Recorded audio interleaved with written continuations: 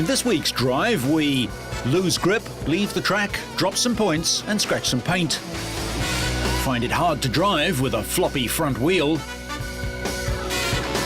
Reach for the sky and fall painfully back to earth. And find that the wizards of the bike world aren't only men. All this and more in this week's Drive.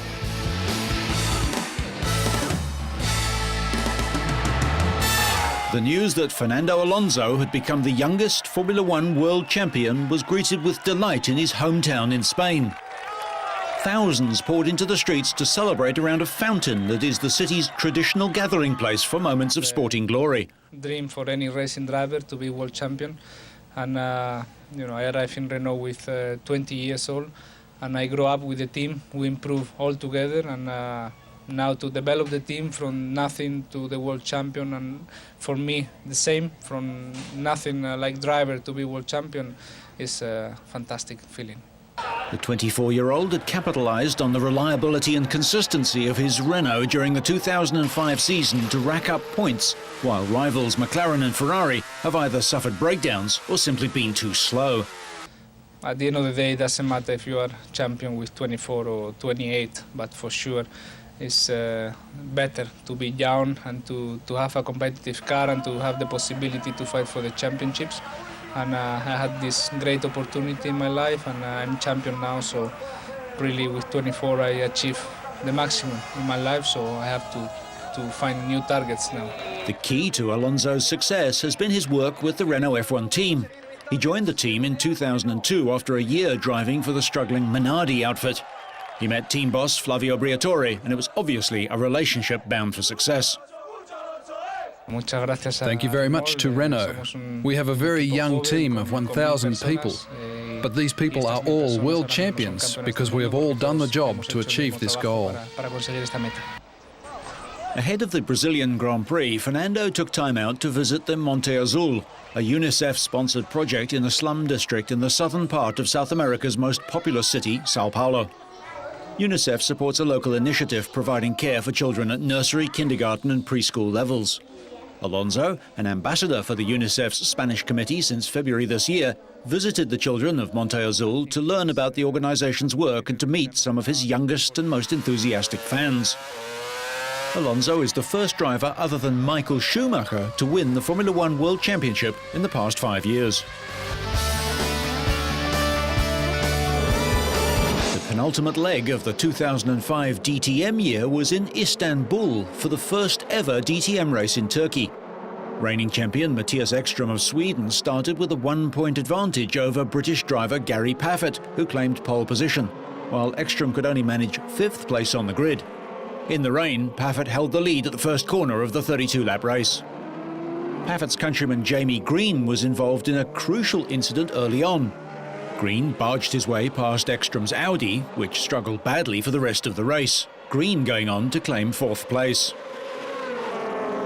Opel's ex-Formula One driver Heinz-Harald Frentzen and Audi's Christian Abt both crashed out when their cars touched on the slippery track. Ekström, meanwhile, slipped down the order as he struggled for grip on a drying surface, eventually finishing a hugely disappointing 12th, meaning that the Swede now needs something close to a miracle to retain his title. Paffett cruised to his 5th win of the season as Mercedes completed a clean sweep of the top 4 positions. Double Formula One world champion Mika Häkkinen finished 2nd, with ex-DTM title winner Bernd Schneider 3rd. 7 times Le Mans winner Tom Christensen of Denmark was at the wheel of the leading Audi in 5th place, to mark a miserable day for the reigning manufacturer champions. Green finished 4th, while the first non-Mercedes driver was another former DTM champion, Laurent Aiello, who came 6th in an Opel. Another ex-Formula One driver, Frenchman Jean Alesi, was 7th. With 10 points for the victory, Paffett now leads overall with 78 points to Ekström's 69. Paffett only needs a single point to secure the title in the last race of the season at Hockenheim in Germany.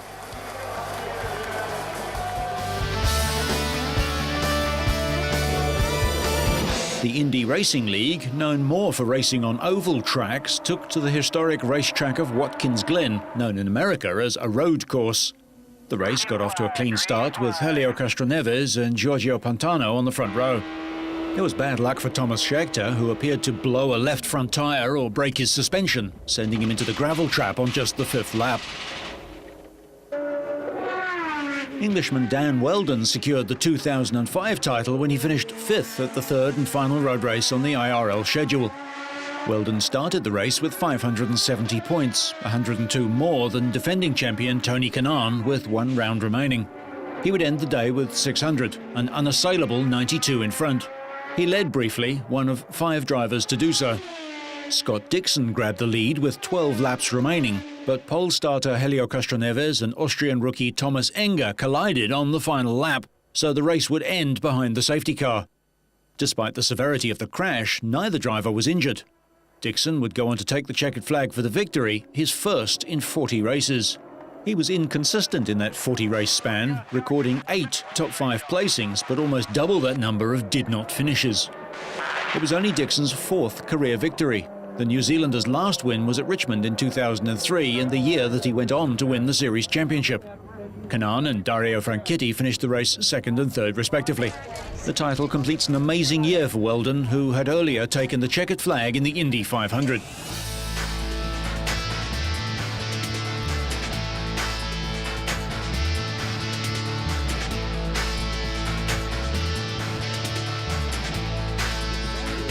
The high-banked concrete oval of the Dover International Speedway was the 2nd stop on the NASCAR chase for the championship.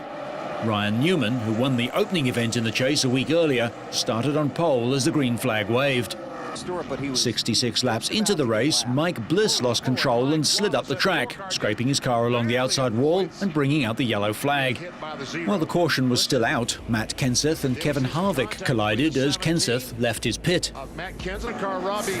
Robbie Gordon, who was in the middle of the New Hampshire controversies when he threw his helmet and swore at Michael Waltrip, blew his engine on lap 282.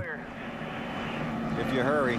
The biggest accident of the race came 10 laps later when Jamie McMurray, Tony Raines and Jeff Gordon crashed. Gordon's day was done, so he headed to the garage. It was the 6th time he has failed to finish a race this season, and 5 of them have been with crashes. It's like the 42 and 37 looks like made contact as they go down in turn 3, the 37 being Tony Raines. Oh, wow. Jeff Gordon's. Yeah, we'll look at it, buddy. 100 to go. I don't know if we're going to get too carried away fixing it. Let's see what we got. On lap 378, Kurt Busch moved to the inside of the track with a flat tyre, and he nearly re-entered the high-speed train of cars, but was able to control his vehicle and bring it down into pit row. There was no caution called for Busch, but the yellow flags came out again on lap 397 when Joe Nemechek crashed. His car slammed into the inside wall and forced the race to finish under green and checkered flags. Jimmy Johnson held off teammate Kyle Busch to win by about a car length. Johnson had led for 134 of 404 laps. It was his 3rd victory in 8 starts at the Dover Speedway. Johnson leads Rusty Wallace by 7 points after 2 of the 10 races in the chase among the top 10 drivers.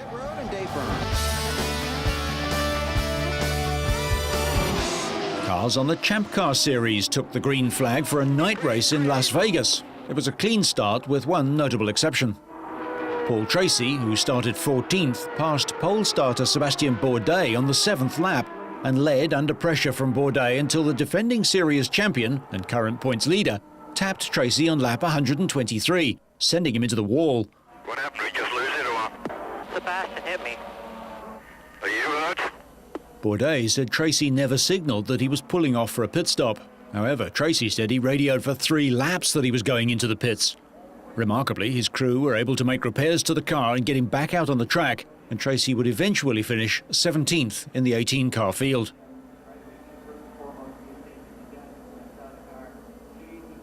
The race then became a duel between Newman-Haas teammates Bourdais and Oriol Sevilla, reminiscent of last year's 20-lap wheel-to-wheel shootout between Bourdais and former teammate Bruno Junqueira. Sevilla and Bourdais touched wheels on the 141st of 166 laps, but both continued, and despite front-end damage from his collision with Tracy, Bourdais edged out his teammate by 0.3 of a second, about 3 car lengths. Bourdais, who leads Sevilla 310 to 243 in the season standings, averaged 172.9 miles an hour in the race that was slowed by one caution period that took 16 laps. Tracy is third in the standings, 94 points behind Bourdais. Loris Capirossi started from pole position for a second race in succession, leading the way at the start of the MotoGP Malaysian Grand Prix in Sepang. The Italian held his position round the first corner, while Sete Gibernau and Nicky Hayden collided in his wake. Gibernau was in the thick of it again moments later, trying to stop Shinya Nakano claiming third place. Both men crashed, their day over on the second of 21 laps. A fourth-place finish would have been enough to guarantee a fifth consecutive Premier Class title for Valentino Rossi, but the Italian was never likely to take things easy. Rossi, who started from 7th on the grid, eased past his compatriot Marco Melandri on lap 4 to move into third place. American Nicky Hayden was battling to keep up with Capirossi, whose team had clearly found a near-perfect setup for his Ducati. But Hayden was outmanoeuvred by Rossi at the end of lap 8, the Doctor making up ground round the final corner of the circuit before edging past the Honda rider on the straight. Capirossi was now squarely in Rossi's sights, and a challenge for the lead wasn't long in coming.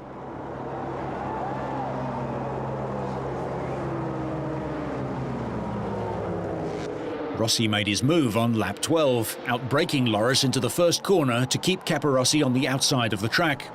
A 10th win from this season's 13 races beckoned Rossi. However, Capirossi was the fastest rider on the track and he was going to take some stopping. Rossi's lead was indeed short-lived, Capirossi reclaiming the lead at the start of lap 14, exactly where he had surrendered it 2 laps earlier. That was the end of the action at the front of the race, but Capirossi's teammate Carlos Checa was looking to make the most of his Ducati's superior speed further down the field. The Spaniard managed to bridge the gap to Hayden and passed the American on lap 17, moving up into third place. Capirossi pulled away and sealed his second consecutive win of the championship, having also won in Japan. Rossi just held off Checa to take second place and clinch his 5th Premier Class title in the process.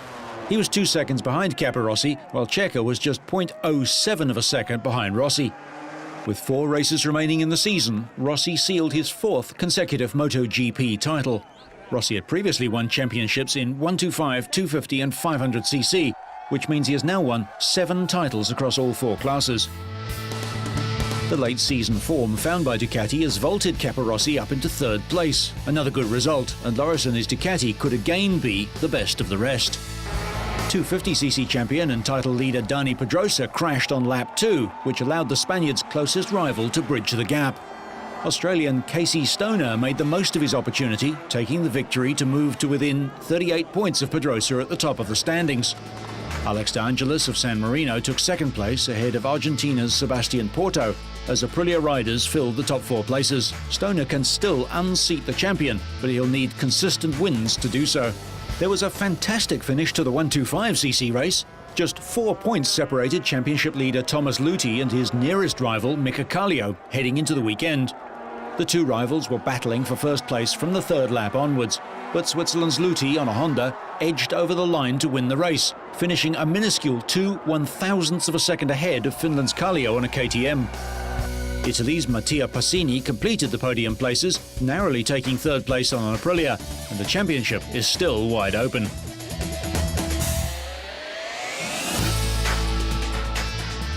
The Supermoto World Championship Series moved on to a rainy Jesolo in Italy for the 6th leg of the season, the Grand Prix of the Mediterranean. While the bikes are essentially big dirt bikes, they're fitted with road tyres which didn't cope well with the muddy sections of the combined dirt and tar track, and slides, crashes and tumbles occurred throughout the race. In the day's second S2 class race, Frenchman Thomas Scherer took victory on his Husqvarna. Frederic Bolli was second for Aprilia, just over 10 seconds behind, with Belgian Eddie Seal third, a further 3.5 seconds back for Husqvarna. Bolli took the overall victory, his 2nd and 3rd places giving him 42 points in total. Championship leader Gerard Delapine of Belgium was dominant in the S1 category, victory in both the day's races securing him the overall Grand Prix of the Mediterranean win to move clear at the top of the standings.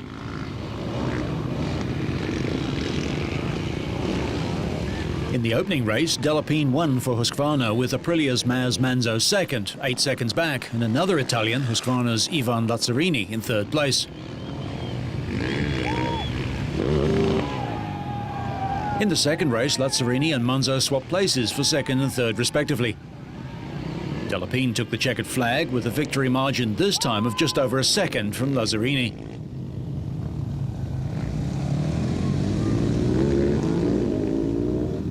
With a further 50 points to his name, Delapine now has 245 points overall. German Bernd Heimer, who led by 2 points from Delapine going into the Grand Prix of the Mediterranean, is now second with 221 points after a disappointing weekend.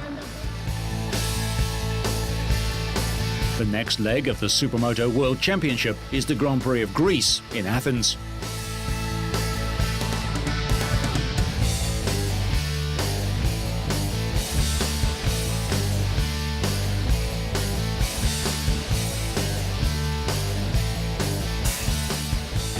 The Motocross of Nations event at the Ernie circuit in France saw victory for the USA team.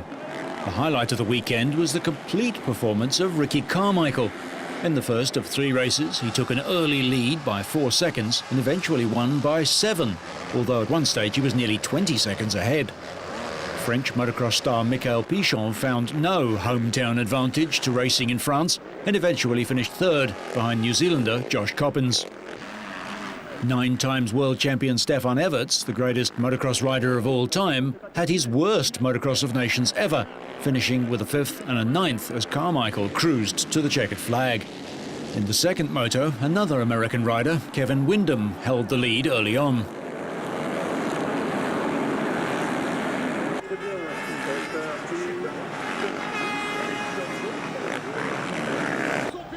Behind him, New Zealander Ben Townley passed David Philippets of Italy and promptly crashed. However, the gritty Kiwi worked his way back up to second place behind the runaway Team USA rider. But Windham's lead evaporated when he bent his bike, overstretching himself over a jump and going wide, handing both the lead and the victory to Townley. David Villerman, Steve Ramon and David Philippets also got past the American before the final flag. The final moto of the day saw Carmichael take another quick lead, although this time Townley was able to run similar lap times until the last few laps of the race. Townley, Coppens and Pichon battled it out behind Windham and Carmichael.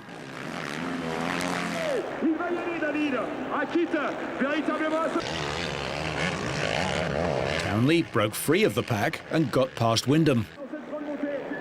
Carmichael eventually won by 5 seconds to seal overall victory for the USA. Second place France had a mixed day, with Sebastian Tortelli looking very strong early on before a crash dropped him off the pace. Pichon showed great heart, finishing 3rd and 5th, and was unlucky not to do better. The 2-time world champion pushed Windham in the final moto until a final lap crash dropped him to 5th. The Belgian team rode brilliantly to claim 3rd place, while Team New Zealand finished in 4th place and looked very strong, with Ben Townley finishing 2nd in the overall statistics behind Carmichael.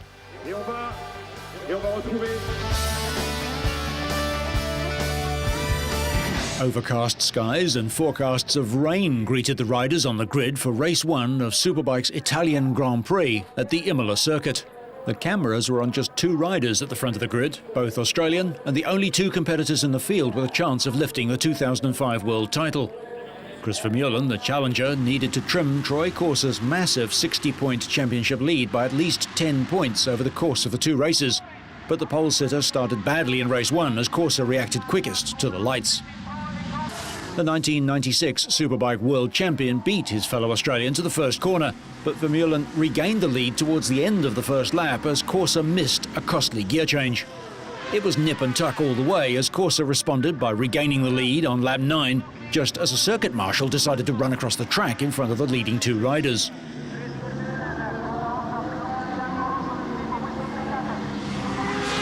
Luckily, there was no contact and Vermeulen made the most of his reprieve on lap 14. He overtook Corser on the inside under braking at a bend and never looked back. Vermeulen managed to hold off the challenge of Corser on the final lap, and he took the checkered flag at an average speed of 156.9 kilometers an hour, with Corser just 0.29 of a second behind on his Suzuki.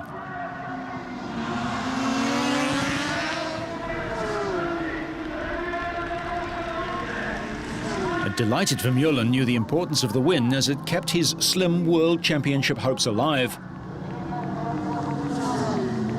However, the elements dashed those hopes once and for all. Corsa had a total of 409 points to Vermeulen's 354, a difference of 55. But the challenge was over when the stewards decided to cancel race 2 because of the dangerous conditions after an inspection by race officials and some riders, including Corsa and Vermeulen. With just 50 points at stake at Magny-Cours, the rain confirmed a second world title for Troy Corsa. Yeah, sure. That's the last where I really wanted to win the World Championship. We've had a great year all year, and I think the results from the past have sort of shown that we're a pretty good chance that we're going to win it anyway. But I'll be happy now to go to Magny-Cours and to show that I should have won the championship anyway there. So, no, of course I'm really happy and excited, but a little bit of a letdown that we had to decide it that way in those sort of conditions. But to be honest, it's very dangerous out there, and someone was going to get seriously hurt, I think. So, best decision by race director. Vermeulen will stand in for the injured Troy Bayliss in the Honda MotoGP team at the Australian Grand Prix. 33-year-old Corsa claimed a first Superbike world title for Suzuki 9 years after his first world title in the 1996 championship, when he helped establish a decade of world Superbike domination by Ducati.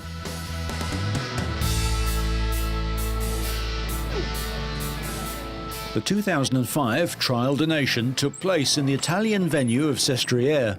The event covered 2 days, with the women competing on the opening day, Saturday. It soon became a tough battle at the top between teams from Germany, Britain and Spain. The British team of Maria Conway, Donna Fox and Becky Cook took the early lead and held a 3-point cushion over Iris Kramer, Rosetta Liotta and Sabrina Windel of Germany at the end of the first lap. However, it was the Spanish team, current ladies world champion Laia Sanz, Dolores Sanchez and Carla Caldera, who dropped just 3 penalties between them in the second lap. But the German team, with 9 penalties compared to the 15 by both Britain and Spain, were able to take victory by 1 mark from the British squad. On Sunday, it was the turn of the men to take centre stage in this traditional closing event to the Outdoor Trials World Calendar.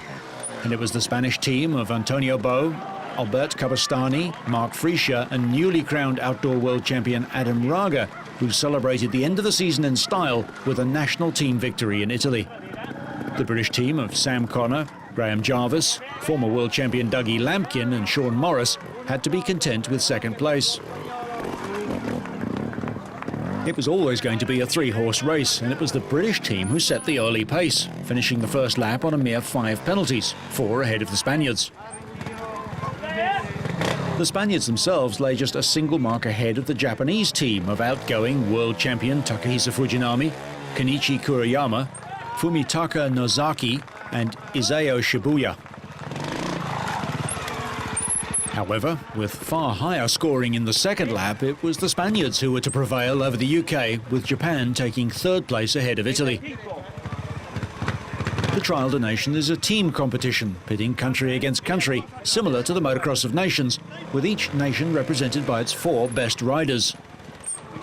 The top 9 ranked teams compete in the World Trophy division over an 18-section, 2-lap course, while the remaining teams vie for the International Trophy, won this year by the Americans over the Australians and the Norwegians.